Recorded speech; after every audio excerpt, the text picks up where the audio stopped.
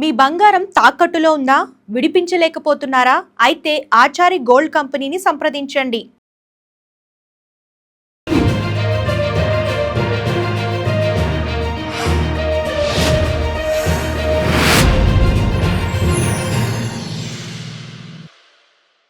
So మనతో పాటు ప్రస్తుతం Telangana minimum wages advisor board chairman గారు మనతో పాటు ఉన్నారు, జనక్ ప్రసాద్ గారు. ఆయన అడిగి ప్రస్తుతం తెలుసుకుందాం. నమస్తే సార్. నమస్తే అమ్మా. సార్, ప్రస్తుతం ఈ జూబ్లీ హిల్స్ ఉప ఎన్నికలు హై టెన్షన్గా అయితే ఉన్నాయి. సో ఎలా ఉంది సార్? జనాల్లోకి వెళ్తున్నారు మీరు, ప్రస్తుతం స్పందన ఎలా ఉంది? ప్రజల్లో ఒక నమ్మకం ఉందమ్మా. గతంలో మేము 3 సార్లు టీఆర్ఎస్కి అవకాశం ఇచ్చినాం. మా నియోజకవర్గ అభివృద్ధి జరగలేదు. ఈ ప్రాంతంలో ప్రధానమైన సివిక్ కమ్యూనిటీస్, రోడ్లు కానీ, డ్రింకింగ్ వాటర్ కానీ, డ్రైనేజ్ సిస్టమ్ కానీ చక్కగా జరగలేదు. ఇన్నిసార్లు అవకాశం జరగకపోతే ఈ బై ఎలక్షన్ అడ్వాంటేజ్ తీసుకొని ఒక్కసారి కాంగ్రెస్ పార్టీకి అవకాశం ఇద్దాం. వాళ్ళు పెంచుతారని నమ్మకం ఉంది. ఎందుకంటే ప్రభుత్వంలో ఉన్న వాళ్ళు శాంక్షన్ చేయడం అవకాశం ఎక్కువ ఉంటుంది. ప్రభుత్వం లేని వాళ్ళు ఉన్నప్పుడే చేయలేదు, అధికారం లేకుండా ఏ విధంగా చేస్తుంది కామన్ మ్యాన్ కూడా అడుగుతున్నాం. కాబట్టి రేపు 11వ తారీఖు నాడు జరిగే ఎన్నికల్లో కాంగ్రెస్ పార్టీ గెలిపించడానికి వాళ్ళు డిసైడ్ చేసుకున్నారు. దానిలో ప్రధానమైన కారణం ఏంటంటే 10 సంవత్సరాలు ముఖ్యమంత్రి చేసిన కేసీఆర్ గారు దుబ్బాక ఎలక్షన్ పోతుడు, మునుగోడు ఎలక్షన్ పోతుడు, ఎక్కడుంటే అక్కడ పోతుడు. ఇక్కడ ఎందుకు రావట్లేదంటే ఎట్లాగో ఓడిపోయేది, ఇది ఓడిపోయే కాడికి నా పరువు తీసుకోవాలని కేసీఆర్ రాలేదు. ఆ విషయం అందరికీ తెలిసిన విషయమే.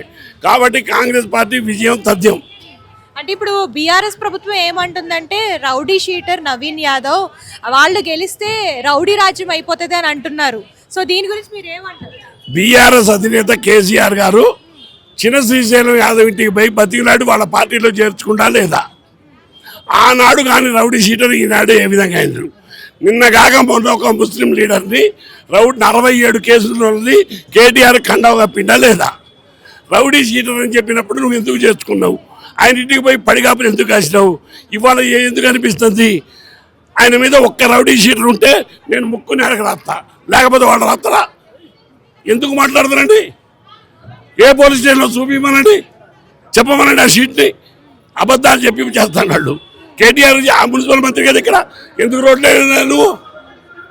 నువ్వు కీ మ్యాన్ కదా, కేసీఆర్ తర్వాత నువ్వే కదా. డ్రింకింగ్ వాటర్ ఎందుకు లేదా? ఇక్కడ డ్రైనేజ్ సిస్టమ్ ఎందుకు బాగు చేయలేదా? వీకర్ సెక్షన్ హౌసింగ్ ఎందుకు పెట్టలేదా? కార్డులు ఎందుకు ఇవ్వలేదు? రేషన్ కార్డులు ఆలోచించండి, చెప్పండి. మీరు నువ్వే కదా అధికారం, కేసీఆర్ ముఖ్యమంత్రి నడిపించింది నువ్వే కదా, ఎందుకు ఇవ్వలేకపోయినావు? వాళ్ళకి నమ్మకం ఏర్పడింది కాంగ్రెస్ చేస్తుంది. అంతేకాదు 1,00,000 మంది కార్మికులు ఇక్కడ ఉంటే సినీ కార్మికులకి ఏదైతే రేట్ హైక్ అయితే దాంట్లో 20% ఓటా అవుతుందని మా ముఖ్యమంత్రి ప్రకటించాడు. 14,000 రేషన్ కార్డులు ఇచ్చినాం. రేపు 2 ఇందిరమ్మ ఇల్లు ఇస్తాం. 3 నెలల లోపల ఇందిరమ్మ ఇల్లు ఇక్కడ ఇచ్చి వాళ్ళకి సౌకర్యం కల్పించకపోతే కాంగ్రెస్ పార్టీ అడగండి. కాబట్టి వాళ్ళకు నమ్మకం వచ్చింది. 10 ఏళ్ళు చేయని వాళ్ళు గెలిపించే ఉపయోగం లేదు. 10 ఏళ్ళు గెలవడమే కాదు, కేంద్రంలో ఉన్న మోడీతో అంటగా కూడా డెవలప్ చేయలేదంటే వాళ్ళు చేతగానవాడు అసమర్థులని మొన్న జరిగిన లోక్సభ ఎన్నికల్లో ఒక్క సీటు కూడా లోక్సభ గెలిపించలేకపోయినారు. మీరు ఆలోచించండి. అంటే వాళ్ళ ఆత్మహత్య చేసుకొని వాళ్ళకున్న సీట్లు కూడా బీజేపీకి తాకట్టు పెట్టారు. అంటే పరాన్న జీవులు వాళ్ళు బీజేపీ ముసుగున్న టీఆర్ఎస్ కాబట్టి ప్రజలు నమ్మే పరిస్థితి లేదు. 10 ఏళ్లలో ప్రజల్లోకి మీరు వెళ్తున్నారు కాబట్టి ఎలాంటి సమస్యలు ఎక్కువ చూస్తున్నారు? నాకు ఈ నియోజకవర్గంలో సమస్య చెప్తామా, సరైన డ్రింకింగ్ వాటరు, రోడ్లు, drainage, weaker section houses, ration కార్డులు. ఇంకొకటి ఏంటంటే మెడికల్ ఎయిడ్ విషయంలో ఈ ప్రాంతంలో మంచి హాస్పిటల్ లేదు. ఇక్కడ హాస్పిటల్ కట్టడానికి కాంగ్రెస్ పార్టీ వాగ్దానం చేసి కాబట్టి ఒక నమ్మకం ఏర్పడింది. ఇవాళ కాకపోతే 2 ఏళ్ల కన్నా హాస్పిటల్ అవుతుంది. రోడ్లు ఆల్రెడీ రిపేర్ మొదలు పెడితే రోడ్డు చెప్పండి శాంక్షన్ చేశారు. 3 నెలల్లో ఇందిరమ్మ ఇల్లు ఇస్తాను. రేషన్ కార్డు ఆల్రెడీ డిస్ట్రిబ్యూషన్ అయ్యింది. కాబట్టి కాంగ్రెస్ మీద ఒక విశ్వాసం ఉంది. అంటే ఇప్పుడు ప్రెసెంట్ ప్రతిపక్షాలు ఏమంటున్నాయంటే నిజంగానే జూబ్లీ హిల్స్ ఎలక్షన్స్ గురించి కాంగ్రెస్ టెన్షన్ తీసుకుంటుంది, అందుకని స్వయాన సీఎం వచ్చి ప్రచారం చేస్తున్నారు. కేసీఆర్ సీఎం ఉన్నప్పుడు కూడా ప్రచారం చేసిన బై ఎలక్షన్లో అది వాళ్ళు మర్చిపోయిందా? రేవంత్ రెడ్డి గారు క్యాబినెట్ మంత్రి హోదాలో ఉండి ఆయన పని చేయట్లేదా? హోంమంత్రి హోదాలో ఉండి బండి సంజయ్ చేయట్లేదా? అది అర్థం లేని ఆర్గ్యుమెంట్. కాబట్టి కాంగ్రెస్ పార్టీ బేసికల్గా రేవంత్ రెడ్డి కాంగ్రెస్ వాడు, అంటే కాంగ్రెస్ నుంచి ముఖ్యమంత్రి అయ్యాడు కాబట్టి కాంగ్రెస్ పార్టీ ప్రచారం చేస్తున్న ముఖ్యమంత్రి అయితే కాకుంటుంది. కేసీఆర్ బీఆర్ఎస్ టీఆర్ఎస్ ఆయన ముఖ్యమంత్రి పనిచేయలేదా? అది అర్థం లేని ఆర్గ్యుమెంట్, పసలేని ఆర్గ్యుమెంట్. ప్రెసెంట్ ఎంత మెజారిటీతో గెలిచే అవకాశం ఉంది? 30 నుంచి 50 వేలతో గెలుస్తామండి. అంటే ఆ పోలింగ్ నాడు ఈ నియోజకవర్గంలో ఒక బ్యాడ్ ఏంటంటే మెజారిటీ ఆఫ్ ది ఓటర్స్ రారు. వాళ్ళు పోలింగ్ స్టేషన్ తీసుకురావడానికి మేము ప్రయత్నం చేస్తాను. పోయినసారి 19% ఓట్లే వచ్చినాయి ఇక్కడ. ఈసారి ఓటింగ్ పర్సెంటేజ్ పెడుతుంది. ఎట్టి పరిధిలో కాంగ్రెస్ పార్టీ గెలుస్తుంది.